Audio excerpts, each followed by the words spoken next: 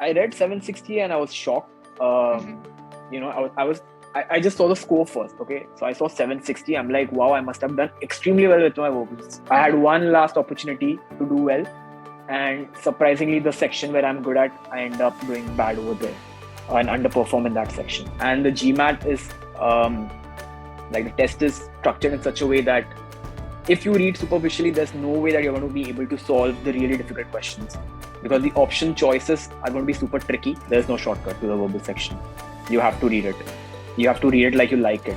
You may not like it, but you have to train your brain that you're liking it.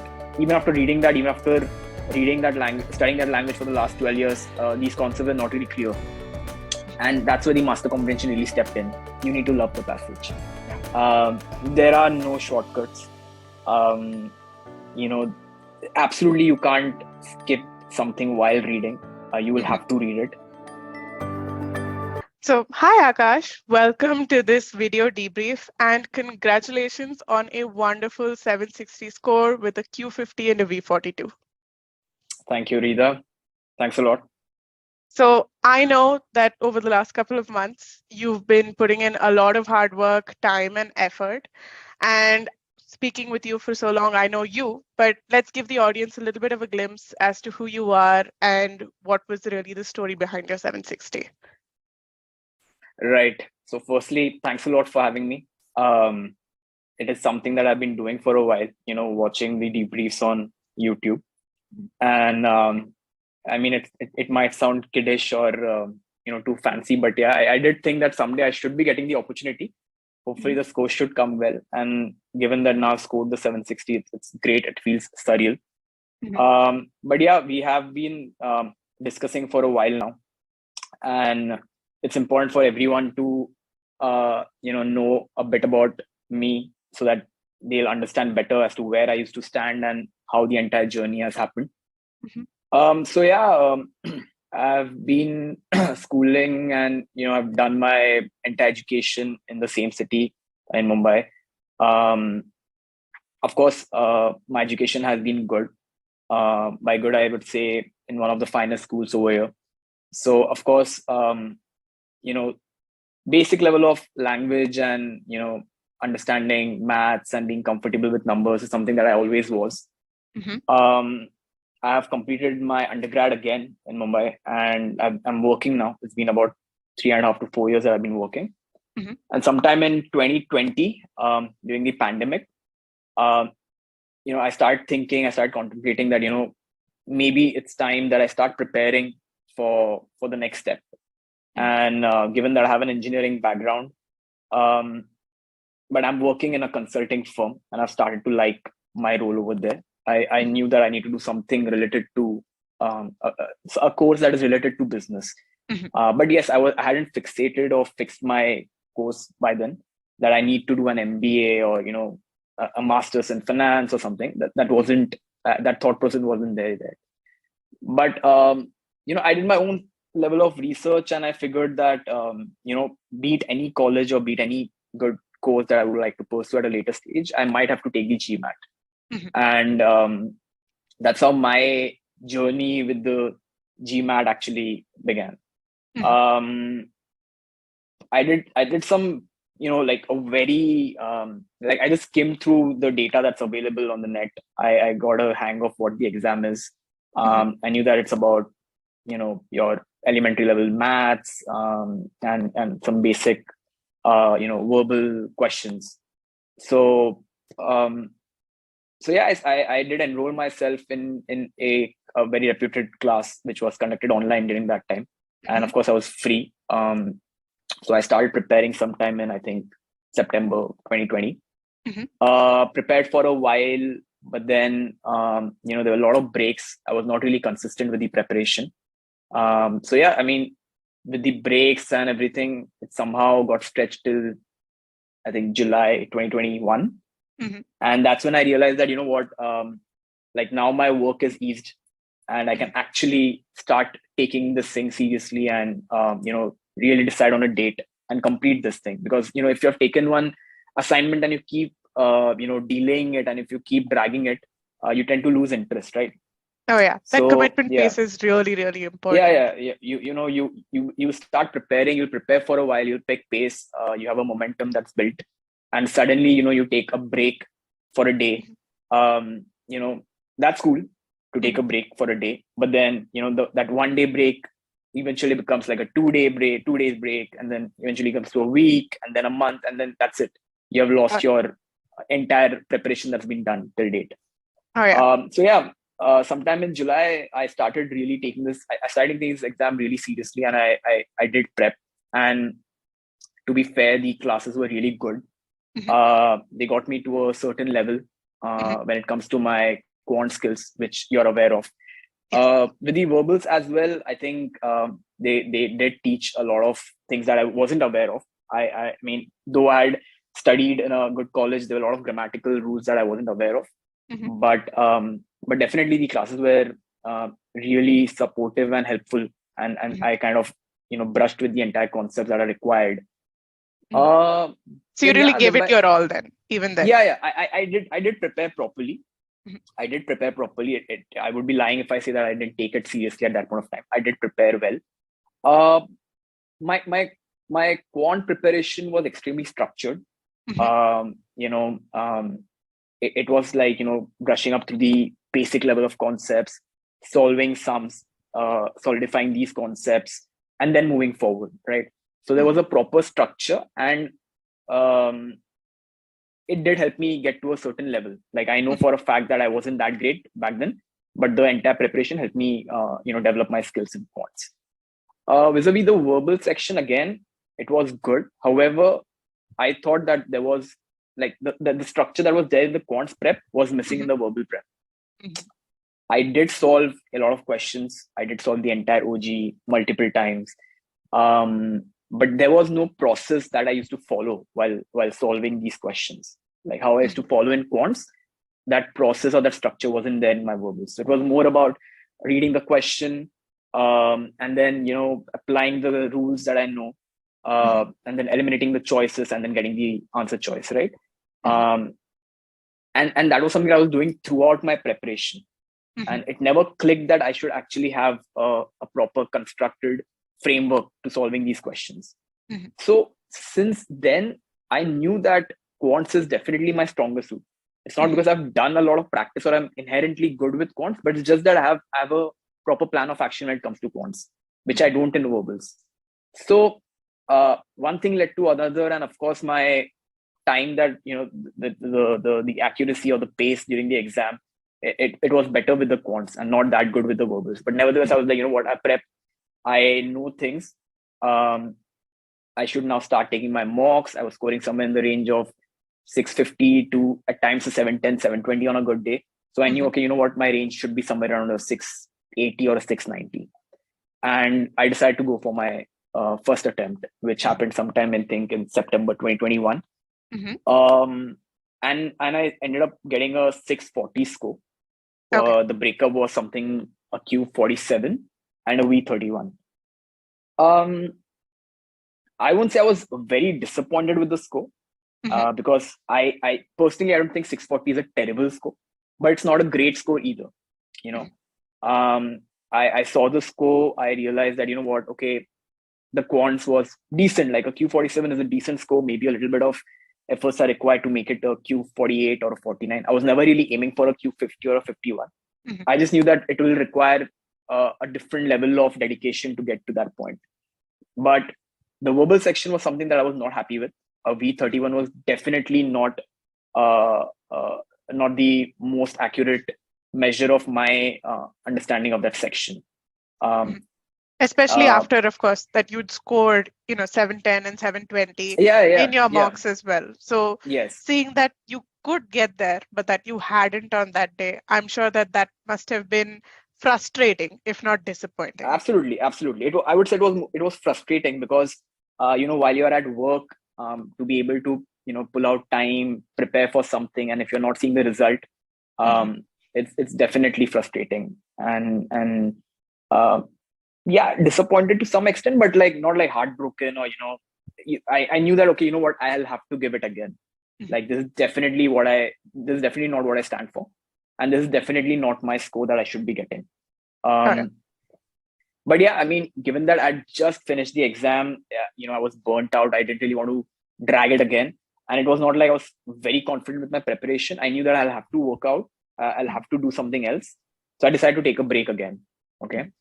So yeah, from September 2021 to almost, I think, 2022 March or April, I had completely cut off from the GMAT story. It was something I was not really thinking about. But like I said, the idea never phased out from my head. So of course, I've subscribed to so many channels on YouTube and on the GMAT Club forum. So I used to keep reading these debriefs and reviews. And for me, the most important thing back then was to identify what is the corrective course of action now. All right, I've prepared, I've got a 640. I decided not to accept the score for my personal reasons. But now what? Like, I can't go back and do the same thing again and expect some magic to happen. Yeah. Right. That's foolish. Like, even if I practice 1,000, 2,000 questions, it's not going to make any difference because there is no process, right? It's vague at the moment. Exactly. It's essentially like you were stumbling through the dark, right? Without a clear idea of where the end of the tunnel is. So without that, right, no matter how good the questions you are that you practice, how many mocks you take, it's really difficult for you to actually see that, yes, I can replicate success. I have the tools in hand. And this is a darkness that I can pull myself out of, essentially. Absolutely. And see, what happens with the verbal section is a lot of people don't understand. If you don't have a process or a proper planned structure to attempt a question, you're basically reading the question. Okay. You're trying to identify the mistake, or you're trying to identify the correct answer choice. But what happens is, it's not like every day you will be able to read the question properly. It also depends on your mood. For the simplest, if I have to articulate in the simplest way, it depends on your mood, right? The days when you are really in it and you know that, you are able to concentrate, you may be able to read it really good. But the days you are tired, you are exhausted from your work, you are simply going to read it superficially.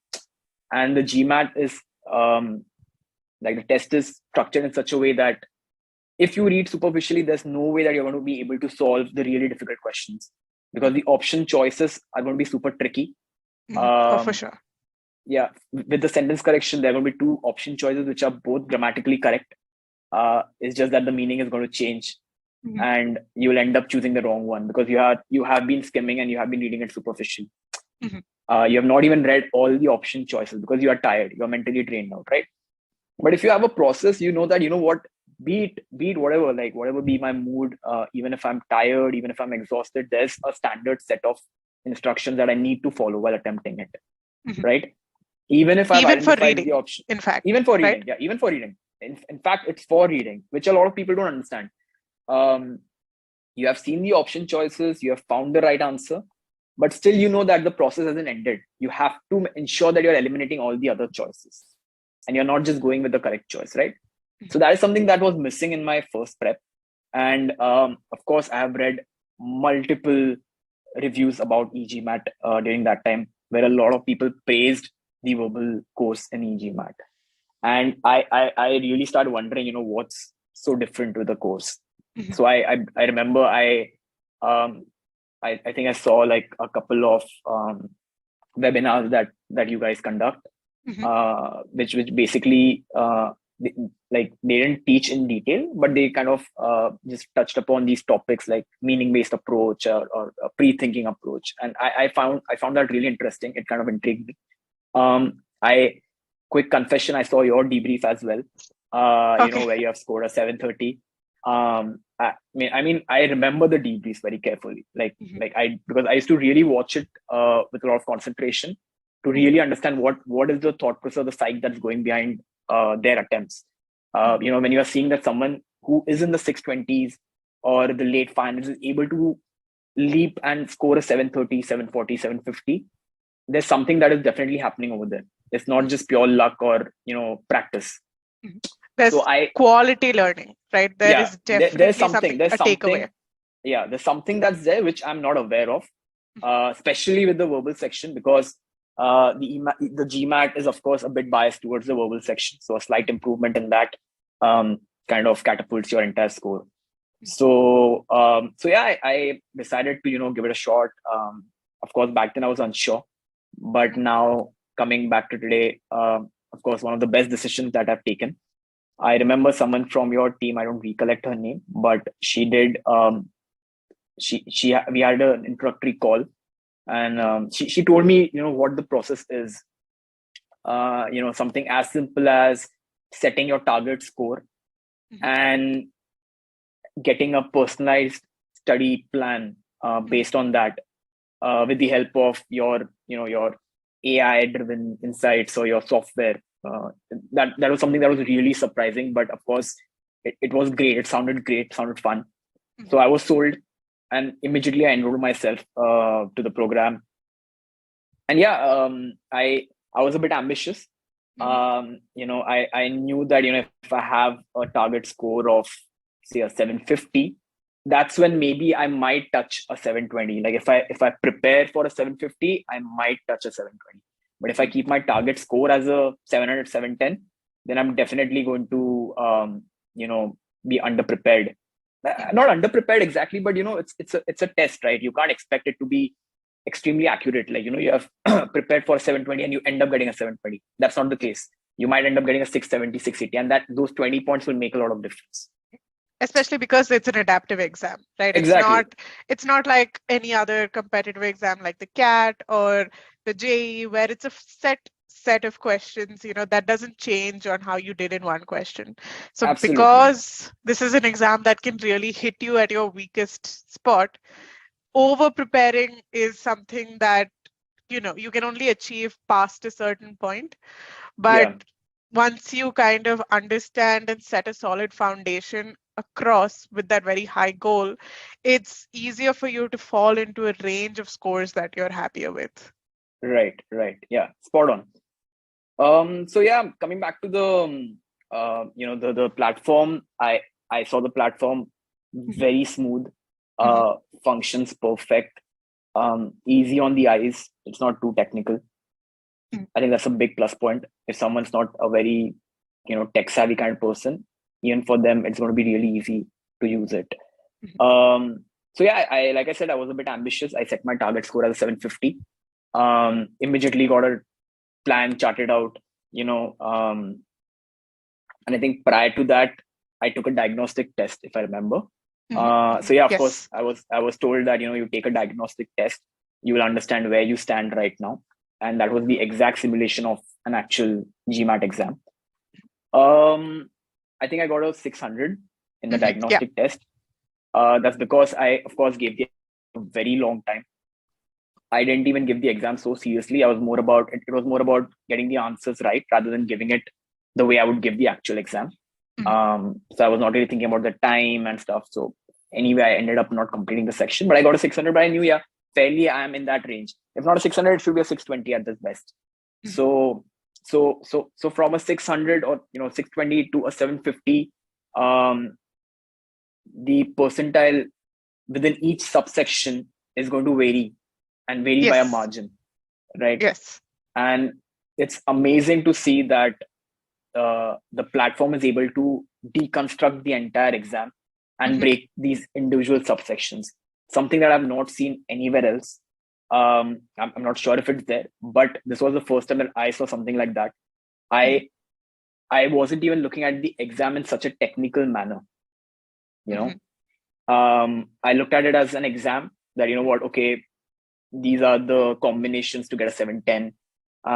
If you want to be 42, you might have to, you maximum can get about 5 to 6 questions wrong. That kind of understanding was something that I had. But something like a percentile, and you need to have a 90th percentile or above in individual subsections to actually get a V42. That kind of analytics was something that was shocking, that something like this exists. I was extremely happy to see that. I knew that, I've placed the right bet. There's something that I'm going to learn, right? There's something new that I'm seeing. I remember in the SC I had about which was my relatively strongest suit within the subsections. I had a 75th or some 72nd, 72 percentile or something like that. And I knew that, I have to reach the 90th percentile.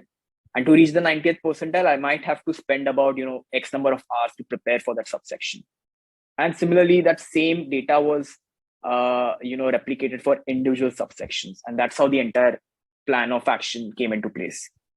So just cutting in here, right? So that also gives you a lot of confidence that, you know what, I do have strengths and these are my weaknesses. I can really clearly see that, at an individual level. So you starting out with at the 70th percentile in SC, it gives you that confidence that, for my SC goals, I'm not so far away, right? The effort I have to put in is very specific. I don't have to start from very basic grammar rules. But it also gives you that clarity for other subsections, right? Maybe in CR that, you know what, the method I have right now, it's not working. I need to change it. I need a guided, structured process. And there is clear numbers and data really backing that belief. So there's no guesswork involved for you anymore. You have a very clear structure. You have a very clear picture, essentially, of where you are right now. And also that helps you chart out, right? Like you said, where you want to be. Yeah, absolutely. Because, you get a V38 or V40, but if you don't know what exactly is going wrong, you might end up solving multiple SC questions, whereas you're already good with the SC. It's maybe the RC that you're lacking. So that kind of analytics, that kind of data really helps the student to buckle up and start with the prep. Yeah. So, of course, that gave me some amount of clarity as to what is required, what is to be done. And that's how I started with the entire module, the verbals module. I knew that verbals is the place where I'll have to really, work hard and try to improve. Vis-a-vis the quants, like the quants is something that I might require some help, but the verbal section is the more important section for me. And that's how I started. And to start with the verbal section, of course, first thing, the master comprehension. I think this charts back to the whole reading is a process kind of a thing. It's phenomenal. I'm surprised because if you ask a random person that, or if you throw them, with a verbal question, the simplest thing, a person who is not so, burdened with these grammatical rules, the simplest thing that he's going to do is read the question. And make sense out of it, right? And then maybe start plugging in the options to see, which one sounds better or which one is actually making sense. And that's the human nature. That's how you're going to tackle a problem, right? Yeah. Whereas when an GMAT aspirant like me is preparing, we often get so our brain is so mixed up with these thoughts, that, this rule, parallelism, this and that the simplest task of actually reading a question and understanding what the question stem is trying to say is something that we skip. Oh, yeah. Right? Of course, the time also plays a crucial role, given that you're also timed during that time and you know that you can't spend more than a minute and a half on that SC question. You tend to ignore the meaning and you straight away jump to the option choices. Oh, yeah. And initially, yes, you will be getting the options right. You will be getting the questions right. But as in when the questions are getting more and more difficult, you're bound to make mistakes. And that's where the master comprehension, absolutely. And that's where the master comprehension really steps in. Something as simple as what's a subject, what's an object, what's a clause, what's a phrase. These concepts, most of the students have read sometime during their childhood. But even after reading that, even after reading that language, studying that language for the last 12 years, these concepts are not really clear. And that's where the master comprehension really stepped in. And it changed the way I started looking at questions, because it really instilled this thought in my mind that beat anything, if you see any sentence, you'll have to read it and first understand what it's saying. Visualize the meaning of that sentence. It's as simple as that, or else it's pointless. You're not even reading it, you're just skimming through it. Oh, yeah. And that module really helps you develop that skill set over time. Of course, it doesn't happen in a day, but throughout the module, while you are practicing, you tend to start utilizing. Yes, you tend to start utilizing those skill sets. So yeah, the master comprehension module, I mean, it was quick. It was more about changing the thought process. And once that was done, I moved to the SC section within the modules. So before we move into SC, right, I think the big takeaway that people need to really realize from master comprehension and what you're saying about reading on the GMAT is that what the course and what the big realization for you here is that reading on the GMAT can't be a passive process. Right? Reading has to be an active process where you have to give yourself into it fully, where it has to be with intention, it has to be with a goal in mind. And that's really the first kind of step through the GMAT success gateway, especially for verbal. Because if you don't get into reading actively, reading to succeed, essentially, then every other part of verbal just becomes so much more difficult. Absolutely. Yeah. For me, I think this is like this is the sole truth. And for everyone out there, there's no shortcut to the verbal section. You have to read it. You have to read it like you like it. You may not like it, but you have to train your brain that you're liking it. I have read long passages about, snails, about some archaeological concept. I've never read about it in the past, but while I was reading it, I tried to like what I'm reading. And that's the only time when you're actually going to absorb what you're reading, or else it's going to just seem like a bunch of words that are playing in front of you. And throughout the verbal module, this is what e-GMAT tries to teach, and I think that's fabulous. That is required. Coming back to the SC section, I was already aware of most of the rules that are required to solve the questions, but the process of understanding the meaning first, or how you guys define it as a meaning-based approach, I think that's something that's like mandatory. And like I said, it is something that anyone would do, but just because we are so much in that zone of solving the question in that 1.5 minute time frame, we tend to ignore the meaning. Personally, I was shocked when I was going through those modules, and I realized that it's not some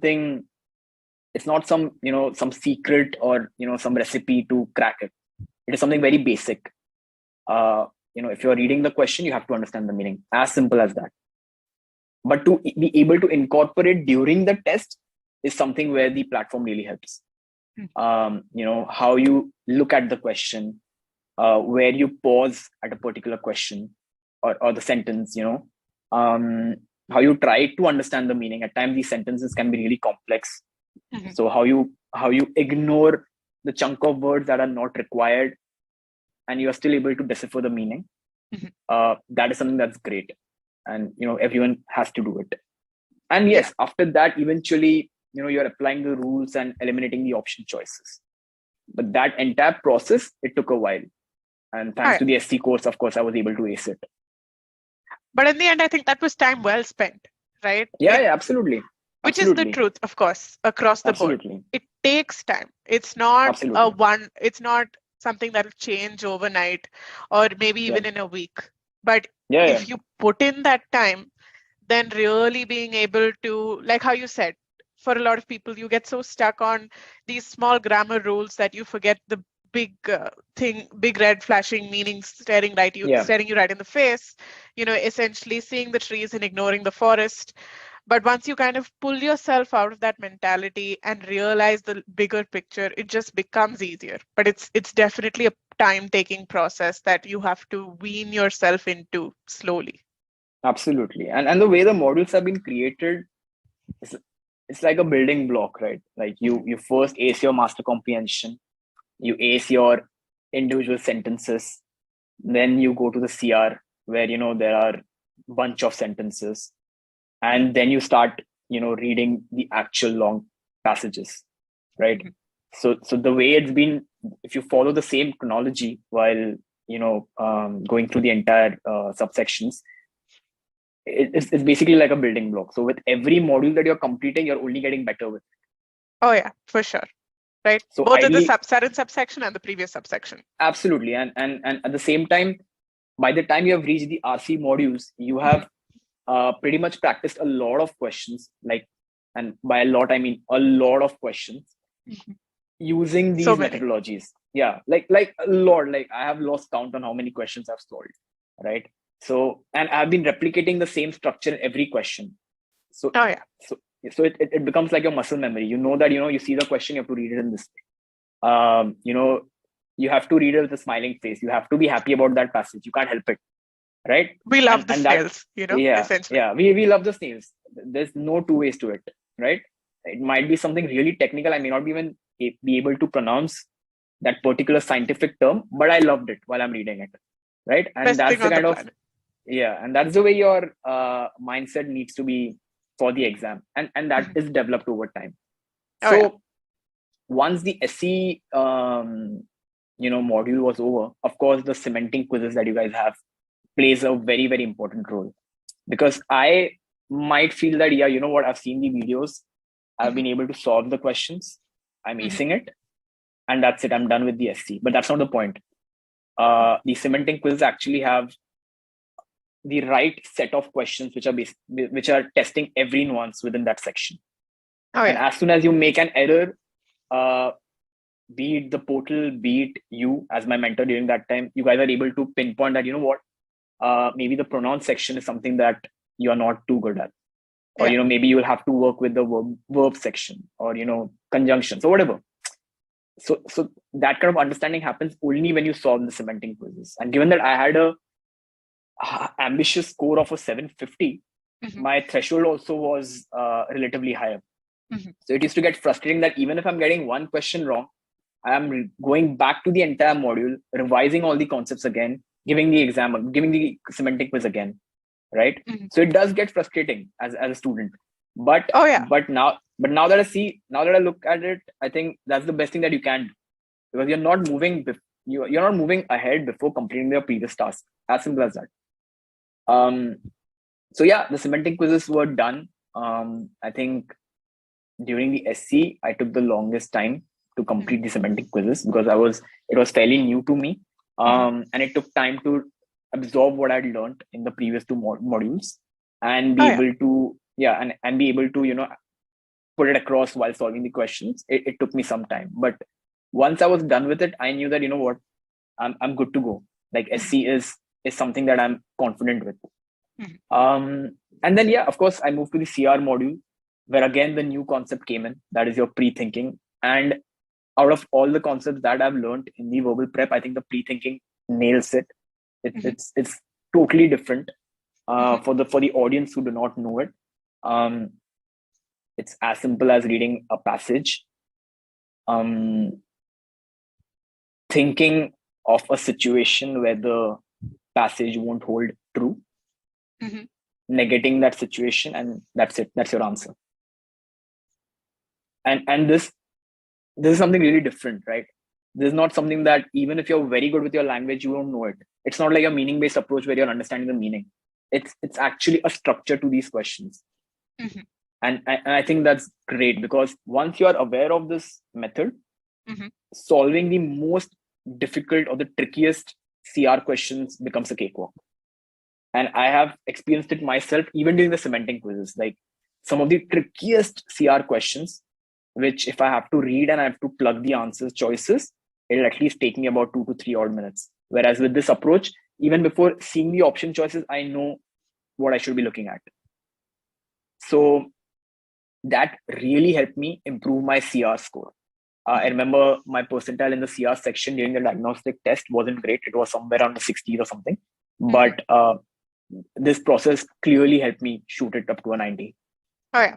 You were at 45, actually, the 45th 45? percent. Wow. So I'm sure the audience will to be understand 42.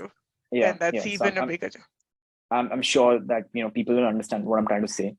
Again, I may not have been able to put it out in words properly. It's only when someone experiences it or understands or utilizes this skill will they really understand the benefit of it. But yeah, for me, the pre-thinking approach is groundbreaking. Loved it. I think I've not seen it anywhere else. So yeah, that really helped me with the CR section. And again, the same process continued. like, I think before we move on to RC, right? I think for both SC and CR, what we're really seeing that adds value here is that approach, that process, that structure, that guidance, right? Where you have a very clear, like you said, it's at this point second nature. You can pull it out at the snap of a finger. There's no active thought involved in thinking, okay, this is a CR question. Now what do I do? Right? You've trained your brain to say, this is a CR question. If let's see if let me do the pre-thinking, or let me create the inferences, or it's boldface, let me create that little table and understand where things fall through. All of that is such a clear process for you that, like you said, even for the trickiest question, you had a tried and tested tool set to essentially help you answer that question without any worry. And it never fails. To be frank, it never fails. It's like a fully proven method. It's not like if the question stem changes, I won't be able to use this particular approach. It never fails. So be it an easy question, be it a difficult question, even for an easy question, towards the end of my preparation, I used to utilize this everywhere. Be it an easy question, I know if I read the answer, I'll understand it, but I used to still use this approach. And it was pretty much wired in my brain. So yeah, I mean, I started to perform relatively better in the semantic quizzes during the CR section. So yeah, that's about the CR section. And then of course, you move to RC. The RC, that was the final one. So with RC, I think, there can't be any strategy other than reading the passage. And like we just joked about, you need to love the passage. There are no shortcuts. Absolutely, you can't skip something while reading. You will have to read it. Whether you want to make notes or not, that's up to that's an individual's choice. Some people might prefer noting down the main idea of every paragraph and then collectively think of what the passage is trying to convey or mention. But even for that, you have to read the passage. And one thing that I still remember during the preparation is, there was this module which said, while you're reading the first passage and transition to the second one, for a fraction of a second, you need to think, oh, so maybe this passage is going to talk about this. You're already assuming something. You're pre-thinking it. Yeah, again, you're pre-thinking it. And when you do that, your brain automatically is more, it's easier for you to, still hold your concentration. It's like you have really dived into that passage and you're going with the flow. It's not like you're reading it like a robot. Yeah. And you're receptive like I said, to what's coming to you. You're receptive. You're liking it. You're training your brain to like it. And like I said, if you think like that, even reading about snails might seem fun, right? So yeah, that's the only key for the RC. I don't think there's any other way to succeed in the RC section. You have to be a good reader. If you're not a good reader, then you'll have to pretend to be a good reader. Reading is your strategy, essentially. Yeah, reading is a strategy, and I'm sure for a lot of people it's going to be very difficult to be able to read such a long passage and absorb everything that the passage says, and then be able to drift through the questions after that. But there's no option choice. There's no shortcut. So that's the sole way of succeeding in the RC sections, and which was difficult for me in the beginning. My RC accuracy wasn't great, but as and when I started preparing, as and when I started, at least I was trying to utilize this method. I saw that there was considerable improvement in the RC section. So yeah, so that's with the RC section. And again, like the previous two modules, the cementing quizzes went ahead. Yeah. So now you'd kind of built up all these three individual soldiers, essentially, right? Yeah. You'd strengthened them all, you had clear processes, you knew what you needed to do. So now that you had these individual pieces for verbal in hand, what was really your next step? What was needed in order to push to that 750 goal? So of course, I back then I was very sure that with the verbal prep, I'm, I felt that, I'm done with it. I'm prepared, and there's nothing more that's required to be done other than take a few sectional tests and, maybe a couple of mock tests. But then I remember you insisted on taking a lot of customized quizzes, which were timed. And back then I didn't really understand what was the need to do that. I could have just taken maybe 2 sectional tests and 3 mock tests and gone with it. But what happens is when you're studying in a particular order, while you're studying only the SC section, you are only seeing SC questions, right? You're not seeing a CR question, you're not seeing an RC question. Whereas on the actual exam, you don't even know what the next question is going to be. It's an adaptive exam. So you will have an SC question. The very next question will be a CR question. And you don't have time to really take a backseat, think, maybe spend about 15 seconds to, absorb the question shock. That doesn't happen. Oh, yeah. Right? So your brain has to immediately switch from the SC thought process to a CR thought process. And that only happens when you take multiple sectional tests of all the 3 sections combined. Yeah. And that's what we started, right? And with time, you only saw that the scores were improving. Initially, it used to be a disaster. Either I'm doing very good with the SC questions, but I'm, doing not that great with the other 2 modules or other 2 sections. Whereas at times the CR is happening very nicely, right? Yeah. So that kind of always felt like that was a trade-off, right? Right. There was a trade-off. Sacrificing. Yes, there was a trade-off, and again, I was not able to understand why it's happening, because I know everything about the SC, I know everything about the CR. So why is my brain not able to switch so quickly? But yeah, it requires practice. Again, there's no 2 ways to it. Your brain needs to be, you need to keep hammering the process, and it's only with time that your pace, the accuracy will also improve. So I remember taking a lot of sectional tests, the custom quizzes that you rightly say, right? So yeah, that was the very next step. And while we were doing that, I decided to, just brush to the quants module as well, because I've enrolled myself in the program. I shouldn't feel that, what I should have, or maybe, if I would have gone through the quants module, maybe I would have scored a bit better. I didn't want to keep that thought process at a later stage. And thanks to your PACE system, which essentially helps me skip a lot of modules that I'm already good at, based on the diagnostic test that happens before every module. You understand that, okay, this subsection is something that I can maybe skip, or this is something that I might have to, go through once. Oh, yeah. So that really helped save a lot of time, because if I have to go through the entire quants module, it'll take a lot of time. It'll set me back by a couple of days again. Which you didn't want to do, of course. Which I didn't want to do, which I'd already told you that, I've been preparing for a while now, and I don't want to get bored of this preparation. So while I'm good at it, I need to compete with the exam. So yeah, the simultaneously I started with the quant preparation. It happened very quickly, went smoothly. Quick confession, I think the quant questions are pretty difficult in the e-GMAT platform. Or if I have to see in the other way, it might be because I've never encountered a Q50 or a Q51 question in the exam. And that's why I'm finding these questions difficult. That can be a possibility. Because I had scored a Q47 in the past, the exam may have never even thrown a Q50 question at me. Maybe. And that's why when I saw these questions, I used to think, you know what, these are difficult. Like, okay, the process is same. I know I can solve it, but whether I can solve it under 2 minutes, I'm not sure. Right? But nevertheless, that doubt didn't stop you. Yeah. Nevertheless, I thought, it's okay to be over prepared. There's no harm in that.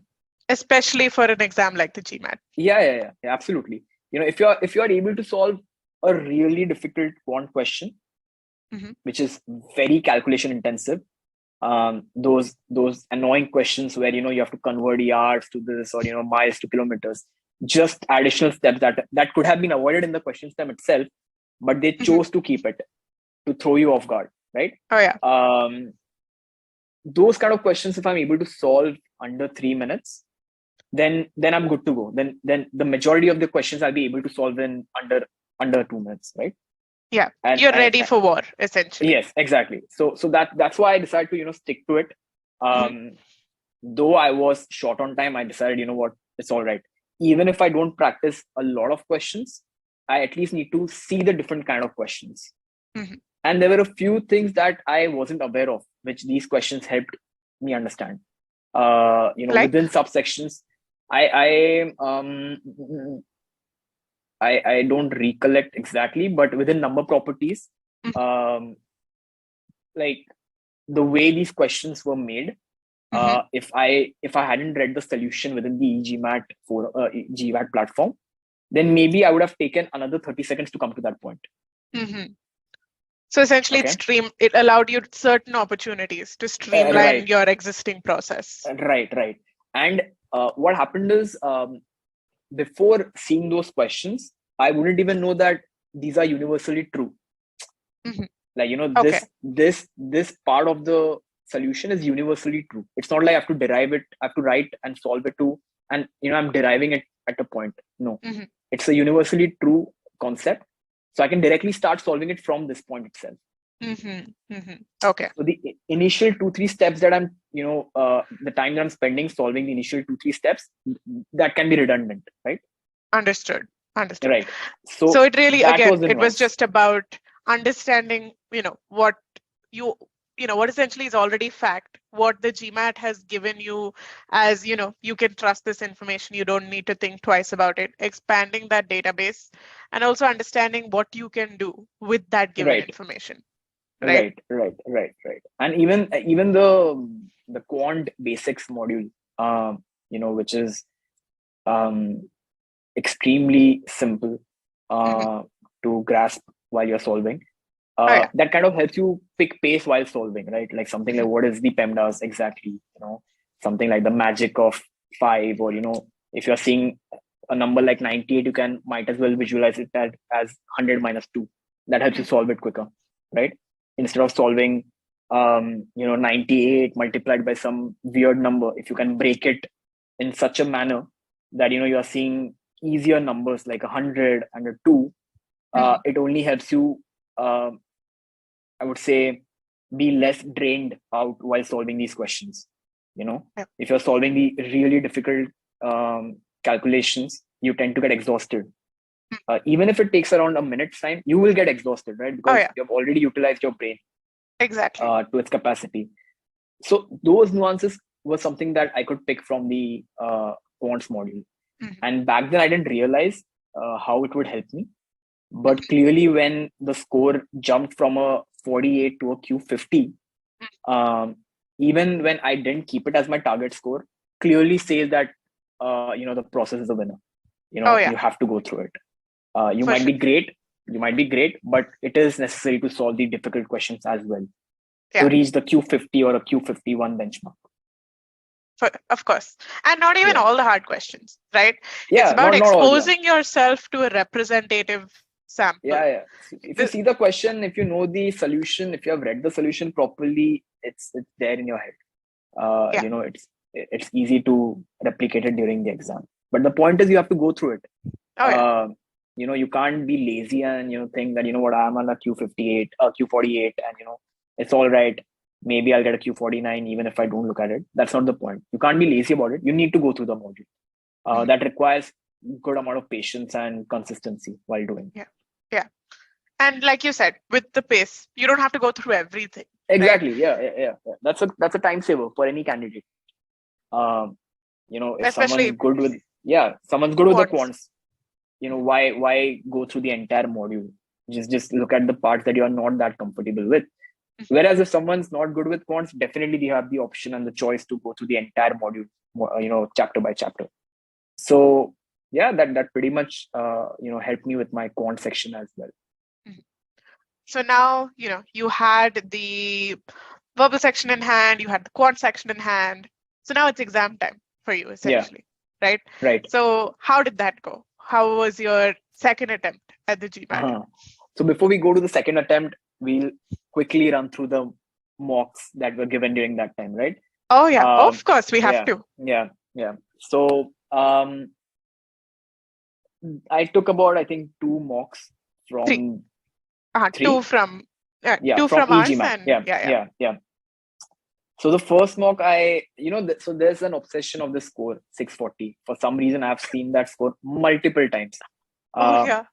On the actual exam, in a mock exam, I have been seeing that score, right? Nevertheless, I gave my first mock. I scored a 640. Again. Yeah, again.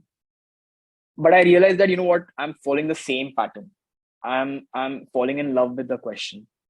I see the question, I kind of take it to my heart, and unless I'm able to solve it to the T, I'm not moving forward. Which happens.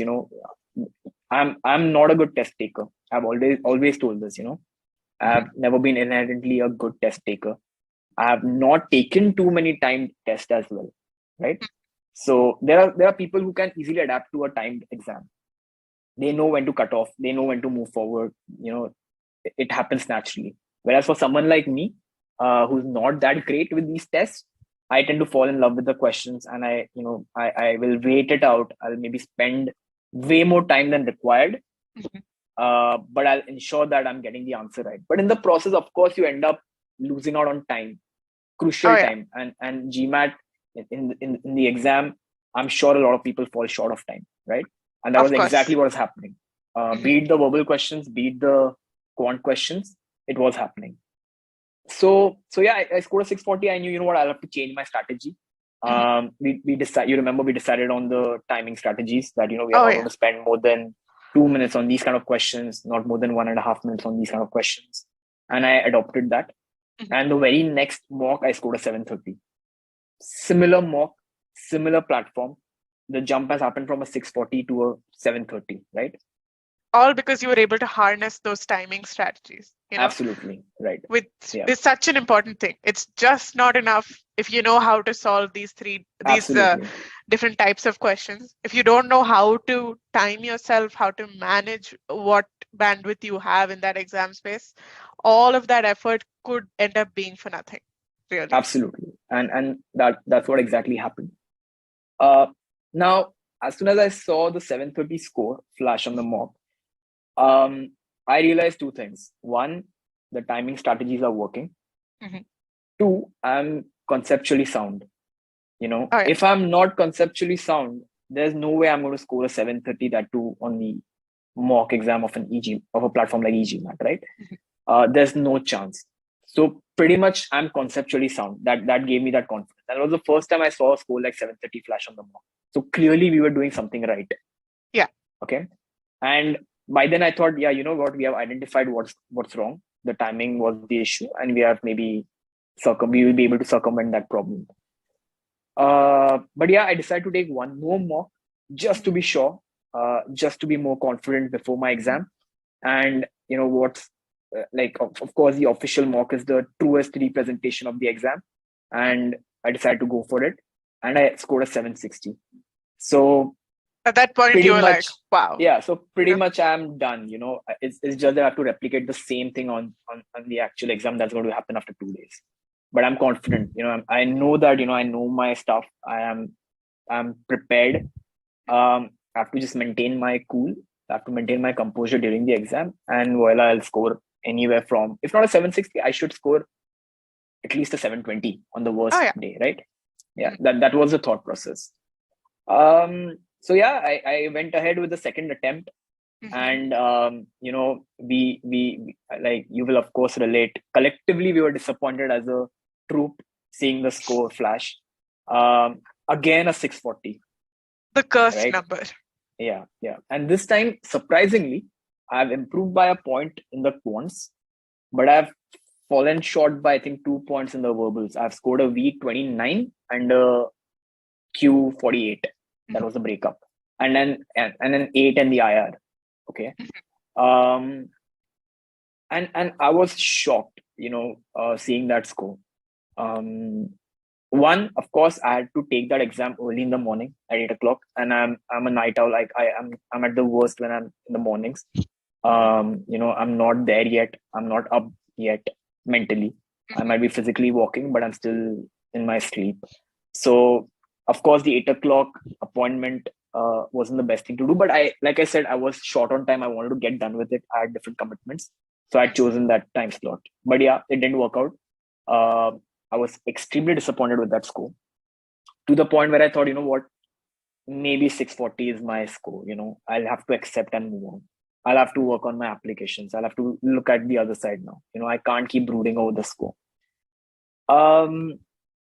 Yeah, so I came back. I immediately, like I told it to my family. I emailed you. I told you that, what is the score? I'm sure the score must have shocked you as well. I was so shocked. Yeah. Viewers Absolutely. out there cannot believe.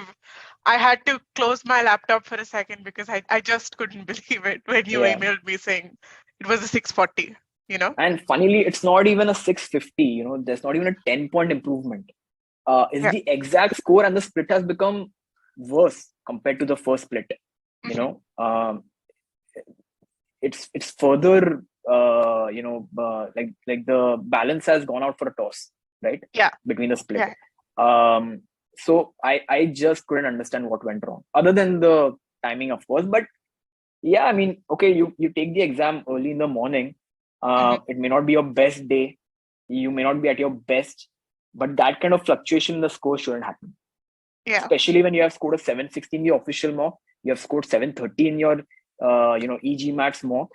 On the worst day, if you're not prepared, if you're not in the right mood, the right mindset, you should get a 680 or a 670. But a 640 is something that was not at all expected, right? So clearly something went wrong. And I was very disappointed. I was almost about to give up during that time. And, with work and everything, it only becomes difficult. It's really draining. You have put in 3-4 months of time. You have really cut yourself from what's happening outside. You have been putting at least 2 to 3 hours a day. And then seeing the same score. Moreover, you have spent good amount of money on the exam. It's disappointing for anyone, right? Of course. Yeah. But then, you, like they say, third time is the charm. It should be the charm, definitely. But we were determined to make it the charm, by hook or by crook. Yeah. So I did talk to my parents as well, and I remember the World Cup was going on during that time, and like I told you about the little inspiration, which I think even the viewers will like knowing about. So, of course, I was watching a match, and in one of the matches, a good team underperformed, a good player underperformed, and they were knocked out of the tournament. And I was sitting with my, dad, and we were just watching the match. And that's when he told me that, you see what happened, right? Like they just got knocked out, and it's perhaps their last World Cup, as a collective team or for that player. But he's still out, right? And he must have slogged for hours to be till that point. And one bad day and he's out of the game, right? And that's the truth, of life. It happens to everyone. Similarly, but that doesn't mean that player is not good or he's not trained. I mean, he's playing the World Cup. He's the best, right? He's the best out there. But still, he was not able to perform, and the entire nation is disappointed, and they're out of the game. Of course, that's a very big platform compared to where I'm stuck. But nevertheless, the situation is the same, right? I'm prepared. I know my stuff, but I'm still not scoring well. So maybe it's a bad day. Maybe something went wrong, but that definitely doesn't take away the fact that I've prepared and I'm aware of the entire exam well in and out, right? You had all the tools at hand, essentially. Absolutely, right? Absolutely. You were not a rookie player out there on the field. You knew exactly what you needed to do. Right. So that kind of that was a turning point in the way I started looking at things, and I was like, you know what, it's all right. Maybe it was a bad day, but there's no harm in giving one last attempt. If it doesn't work out again, then I'll have to move on. All right, like I've given 3 attempts are done. Okay, you know what? Anyway, I have a 640 score. I can always reinstate that score. But at this point of time, I wouldn't want to back out. Maybe one last attempt. is something that I have to give. And more importantly, I trusted myself and what I've learned from you guys, right? If you Which don't is so trust important. yourself, if you don't trust yourself, if you don't trust what you have learned, you will never do well in the exam or anywhere, not just an exam, but in any scenario, you won't do well if you don't trust yourself. So I was confident. About myself, about my candidature. I was confident about what I've learned. And the only way I was reassuring myself was, I've scored a 760 in the mock. That definitely means I know my stuff well, right? Oh, yeah. And if I can score a 760 in the mock, I can score a 700 plus in the actual exam. So, and I told you that, there's no point wasting a lot of time between these attempts. We are prepared. We're at the peak. Essentially, we can't afford to sleep. Yeah, we can't, because I know that the kind of person I am, if I, delay it by another month, I'm going to lose my steam. And it's going to go for a toss. The entire prep is going to go for a toss. So I decided, that's it. You have to give a breather of about, I think, 16 days. Whatever was the next available date, I booked it. This time, of course, I booked an afternoon slot. That is the 3 o'clock slot. I didn't want to repeat the same mistake. And I knew that, okay, now this, if I give my exam at 3 p.m., I will be up. So that won't be an excuse anymore that, I was sleepy or I was tired or I didn't have a night's sleep. So I booked the exam slot and we had our discussion. That's when the LMP program kicked in, the last mile program. So back then I didn't understand what the LMP program is all about. Yes, we discuss. Yes, we identify our weaknesses. We go through the ESR of the second attempt. We check, but what else can happen during this period, right? That was a question that kept on playing in my head. But I was sure that you were confident, and that was great, because seeing you being confident about me, it definitely was a booster for me. That all right, my mentor and the team, they are confident. They know that I can score well. Then why should I be underconfident with this? Oh, yeah. And I blindly followed what you asked me to do during that time. I didn't take any break. It was about 24 days of time between the two attempts, the final and the second attempt. We solved multiple test readiness quizzes. Oh, yeah. This time, the importance or, the core crux wasn't solving different kind of questions, but, being able to utilize our learnings and solving the questions. So even if these questions were solved previously, we still decided to go back to it. The idea was to be able, that test readiness piece, of being able to apply, being able to switch, being able to shake off a bad question, being able to shake off a hard question. Because like you said, you knew everything, right? So it's not as though there's a big conceptual gap, like you don't know how to solve CR or you don't know how to solve SC. It's about these smaller, more insidious gaps that we really needed to hit, which is why we built a very gradual test readiness process where in fact I started you out on easy questions, which at that point, as someone who had scored a 760, it was strange. Would have been weird. It was strange for me as well. Yeah.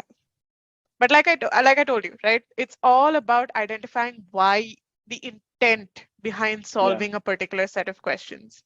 So in any GMAT exam, you have that difficulty level piece, and you also have that ability to switch, right? And those test taking skills. So really just building up from easy to answered to actually hard unanswered questions, following that gradual incline allowed you to knowingly and unknowingly really strengthen those pieces altogether.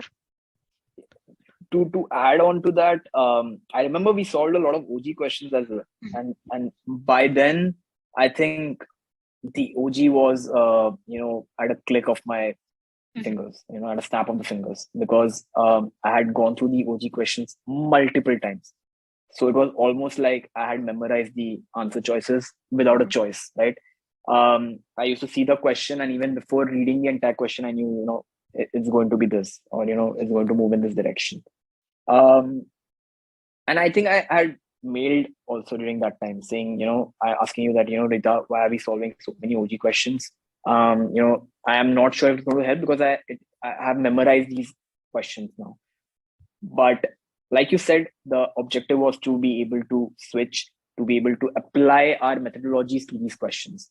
Like, even if I know the answer choice, it's about how I'm coming to that answer choice. It's not about knowing the answer, but how you are getting to that point, right? So even if the questions are repetitive, it's cool. You can go ahead. And we did solve that. We did solve a lot of scholarinium questions. And I've totally forgotten to mention the term scholarinium. The word is, it's there in my head now.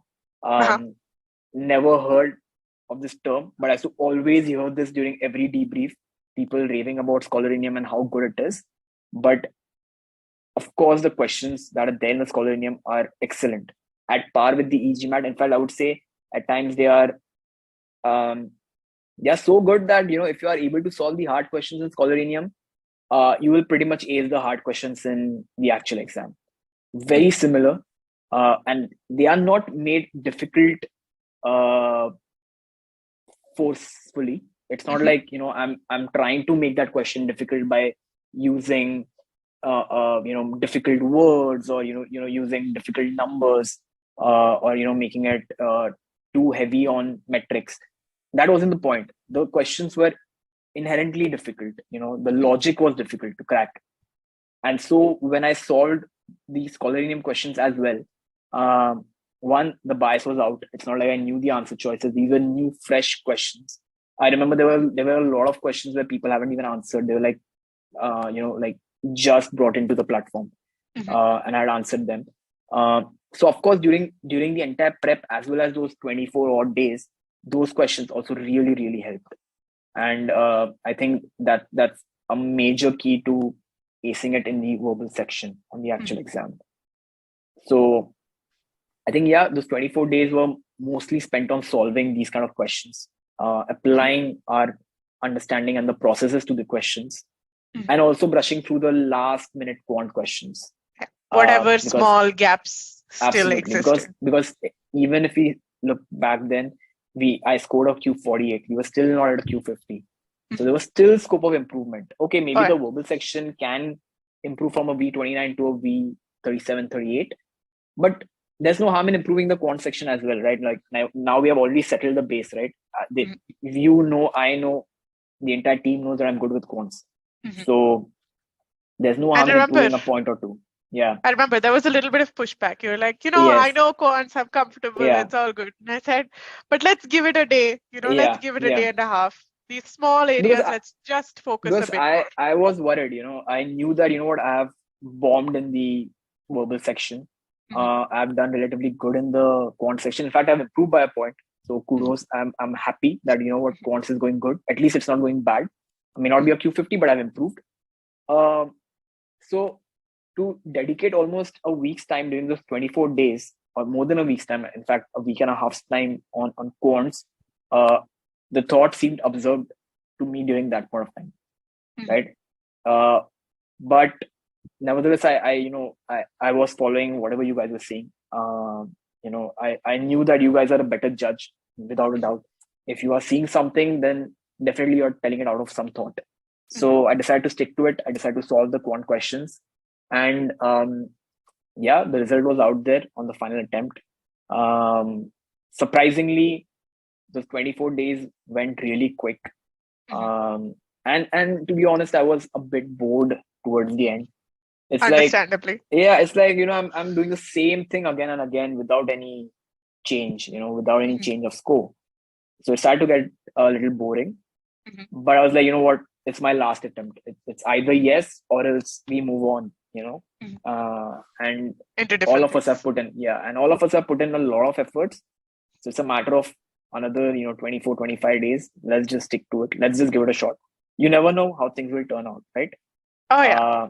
Cut to the present day, of course, it has turned out very, very well. But back then, of course, that was the thought process. I also decided to not take too many mocks during this time. Mocks are exceptionally helpful. There's no doubt about it. But yeah, I mean, too many mocks often clogs your head, like you mentioned in that mail as well. Taking a mock just a day before the exam, or 2 days before the exam, it's not really going to change anything. What I know. It's not like I'm going to change anything in the 24 days as well. It's not going to. It's not like I'm going to unlearn something and learn something new. It's just applying what we have learned in the final goal.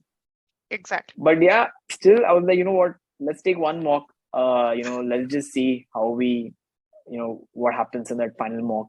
And I remember about 3 days before the final attempt, I gave my final mock, which was the e-GMATs mock. And I think I scored a 640 or 630, something like that. 640 again. Same score. Yeah. So by then I had nothing. I mean, I was in awe. I had no idea what I should say, what I should comment. Whether I should really spend time thinking about it or whether I should just move on. The thought came in that, what, I've scored a 760 in the mock. It didn't matter, right? Because I've scored a 640 in the actual exam. So if I'm scoring a 640 in the mock, it shouldn't matter either. It all depends on what you're scoring in your exam. Your mock, you might score an 800 as well. Doesn't matter.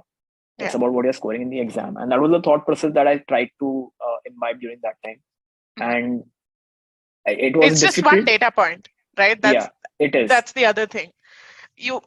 Mocks are important. They're a vital part of prep, but you can't let one mock or even two mocks just help you kind of decide your fate, because they're not the exam. At the end of the day, they're not the exam. They are not the actual exam, right? So they're a quiz, if you score well, right? Yeah. Even if you score well, no one's going to ask you how much you scored in your mock, right? People are only going to ask you how you did in the exam. Exactly, how you fared in your exam. So I scored that 640 in the mock. I was not very sure as to where I stand, but I decided to just shut it off and move ahead. And no point brooding over it, especially no point brooding over that score a day or two before your actual exam. So I completely forgot about it. But yeah, I mean, everyone's like, we are all human. It's only human to keep thinking about it. Even if you try to overlook that pointer, it is still going to play in your head. So, and this time I think I had, pretty much, adopted the timing strategy, but I still scored a 640. So again, something was missing. The timing was right, but then still I'm scoring a 640. So, what's happening?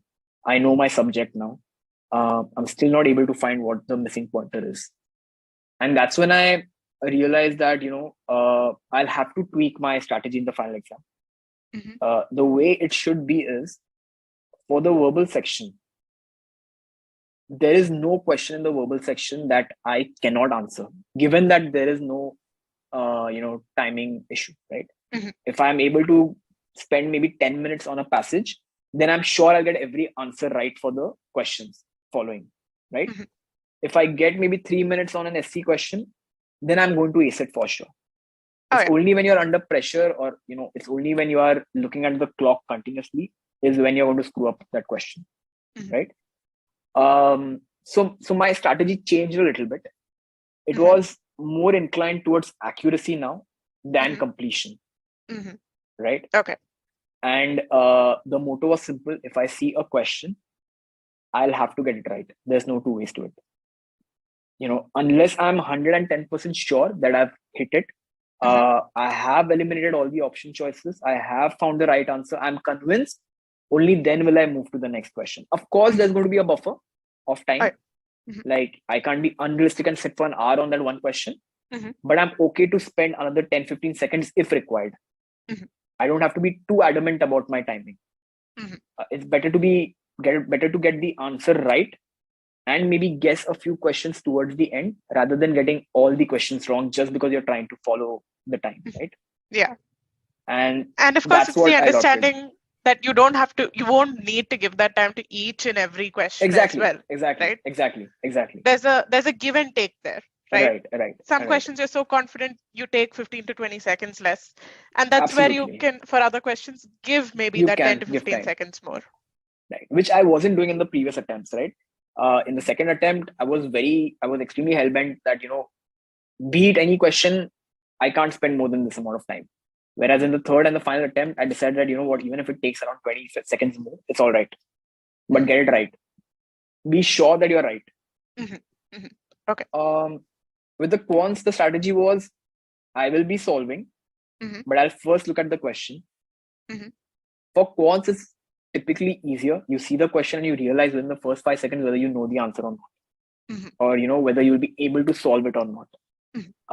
Either your brain is able to process the question, and the next step that's required, or your pathway, or else if you see a question and you're not able to process it, you spend 2-3 minutes. It's the chances are bleak that you'll be able to get it right? You see the question and you'll understand. So for me, it was all about looking at the question first, seeing the question, understanding whether I'll be able to solve it, understanding whether I'll be able to solve it under 2 minutes, right? Yeah. And if I am convinced that yes, I will be, then I'm solving it dedicatedly. If I know that this is going to be a tricky one, and whatever I do, I'm not going to be able to complete it within 2 minutes, then I might make a wild guess, or I might try approximation. Take the numbers, make an approximate guess. Make a known guess, or if not even that, eliminate the wrong option choices. Out of the 5 option choices, at times there'll be 2 to 3 option choices which are extremely weird. Like if you really look at it, you'll start laughing that why are these option choices even given? The key is to identify those option choices, eliminate it, and then make an educated guess. Yes, then make an educated guess, right? So yeah, that was the strategy, and that is what I thought I'll be doing it. I think a day or two before the exam, I didn't do anything. I didn't read anything. I didn't even touch the material because there was nothing else that could have been done. If someone could have saved me, it was only me. So, whatever I try doing right now, it's pointless. I might read a lot of material. I might read. The more I'll read, the more my brain will keep thinking about GMAT. And I kind of got bored of the entire thought of the exam playing in my head all the time. My day starts with the GMAT. It ends with the GMAT. I'm stressing over GMAT while I'm having lunch, while I'm sleeping. It's an insidious exam. Yeah. So, you pretty much, you get obsessed with it. And that obsession is something that gets you tired and drained out towards the end. So the idea was very simple: to be completely cut off. Go for the exam the way it is. In fact, don't even think of it as an exam. Think of it like you're just going for a football match or something like that. Think of it as a game, rather, I would say. A game of logic. You go, you solve. If you know it, you do well. If you don't, there's nothing that you can do, right? Yeah. And I went for the final exam. Surprisingly, and I didn't alter the course, the chronology of the sections. Whatever I used to do in the start, take the verbals first, followed by the quants, followed by the IREW. I was sticking to the same order. So when you hit that AWA submit button and you saw that 760, right? Yeah. How did that really feel though? Because I'll tell you. So what happened is the verbal section went well. Actually, I felt it was easier relatively. Okay. So now I started overthinking immediately after the first section. I'm like, why was it so easy? Was it because I was so bad that the exam started giving me questions, questions that were easy, and I was able to go through the entire section so conveniently. Or maybe I've done extremely well, and I'm so sure that I've got the answers right. Either of it. I'm happy that the latter was the real scenario. Yeah, but then back then I started overthinking. I was a bit worried, but nevertheless I was like, you know what, it's okay. Let's go for the quants, because my strongest section is pending, right? Like I'm there. I'm supposed to kill this section now. And like I told you, I went for the quant section. I saw the first question. It was a question based on statistics, and I froze. I forgot everything that I had learned, because it was a difficult question. It was not the type of question that you would expect as your first question in that section. It was definitely a hard question. I got jittery looking at that question. I tried reading it, and at that point of time, I became so blank that I was reading it, but I was not able to absorb what the question is saying. And at the same time, because it's your first question, you don't want to get it wrong. Whatever you might say, bad faith or whatever, but the point is, I want to start good, right? Like the first question should go good. Yeah, I want to start it on a high note. It can't be that I'm getting the first question wrong, and then I'll try to improve it. Your brain doesn't work like that. And I remember I spent a good amount of time, almost about I think 5 to 6 odd minutes on that question, which is a disaster in an exam scenario. Somehow managed to get my sanity back, maintain my calm, got it right. The next two questions again I spent about 3 to 4 minutes, but after that I picked pace. It was and recovered that lost time, essentially. Yes, it was either yes or no. It's like I saw the question, I know it, great. Especially the DS questions are the questions where you can save a lot of time. You don't have to solve the question, you have to just know whether the data is sufficient to get the is it right or not, which a lot of people tend to ignore, and they end up solving the entire question to get that satisfaction that, oh yeah, you know what, I've got the answer, so I'm right. And that's when you spend 2 minutes. But if you see the question and you're able to identify that, what are the data points there, is something missing? If not, great, good to go, you check, and you're moving forward, right? So I was able to thankfully adopt that during the exam, and I did the quant section reasonably okay. Again, during the second break, I started overthinking, and I knew that, I blew this exam again. I had one last opportunity to do well, and surprisingly, the section where I'm good at, I end up doing bad over there and underperform in that section. So I was very jittery during that time, almost to a point where I felt like, just giving in and moving out, forward. Just get done with this. Almost start thinking of the situations where I'll have to accept my previous score and live with it, and just go with it. But yeah, it was anyway an hour left for the IR and AWA. I finished it. I was like, I had about 4 to 5 minutes in the AWA section. The AWA was something that I wrote half-heartedly, not even half-heartedly. I mean, without any interest. It's almost like I'm writing for the sake of it because I don't want to submit something blank. I was at that stage. So I had good amount of time for the AWA, and I was sitting idly. And I was crossing my fingers. I knew that, this is it. I'm going to hit my button and I'll have to see the score. And whatever it is, I'll have to accept it. I can't have an expression. But yeah, I hit the submit button and the score flashed. And it was all good things. Yeah. I mean, first I read 760 and I was shocked. I just saw the score first. Okay. So I saw 760. I'm like, wow, I must have done extremely well with my verbals. Right. And then I see the breakup and I see a Q50 and a V42. And I'm like, oh, okay, you know what? I have done very well with the quant section as well. So my strategies have pretty much worked and I've done it. And the IR was also a 7, so I was happy with my score. And it's an understatement to say that I was happy. If there's a word that can actually describe it. But yeah, like elated to another level during that point of time. And I immediately stepped out, accepted the score. And I was, I praised the Lord. I'm like, yeah, you know what? Finally, we are done. It's a score where I don't have to go back. It's a score where I don't need to rework or, give another attempt. It's done. I'm done with the GMAT journey. And we have ended on an extremely high note. Oh, yeah. Right? Like anything above, for me, if the truth being, if I would have scored a 700, I would have been equally happy. I was expecting an improvement from the 640, but a 700 would have been a cherry on the cake. But a 760 was essentially, I was over the moon. Like, there was nothing else that was required at that point of time. My ambitions stepped up. The set of colleges that I was now going to evaluate stepped up. So many doors opened. Absolutely. There was a complete overhaul with the entire scenario. And that's how the exam ended. And the first thing I did was I came out, I called up my the close ones, and I emailed you, and I'm sure looking at that, even you would have sighed a sense of relief. I was elated. I was cheering. Yeah, absolutely. So amazing journey, and I think more than anything else, it's about how we had faith in ourselves, be it you, be it me, be it on the entire process. It was about how strongly we believed in it, and that's the only thing that has led to that score, nothing else.